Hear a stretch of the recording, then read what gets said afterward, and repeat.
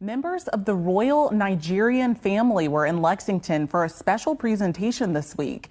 They highlighted Kentucky's rich ties to African history and how current residents may be able to trace their ancestors all the way back to the motherland. LEX 18's Sydney Darden has the story. Inside the Lyric Theater, the historic ties between Nigeria and Lexington came to life. We're here today to build the bridges so that people can understand the history about the Igbos who came from Kentucky, came into Virginia, and how they helped build these two parts of the country. Historical documents show that some of the first African slaves in Kentucky originated from the Igbo ERI kingdom.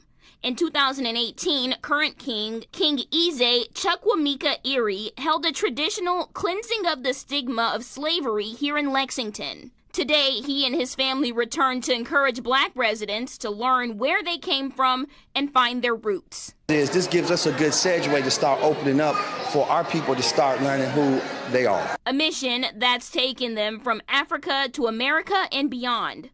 And honoring every one of our ancestors that have contributed to our evolution from around the world. Robin Scott Manna was originally cleansed by the king back in 2012. She received a new name and title of Queen Mother. The royal family was presented with traditional Native American gifts to represent the importance of bringing people from different places together, saying today's event is just the first of many to help create international connections. Many paths, one truth. In Lexington, Sydney Darden, LEX 18 News.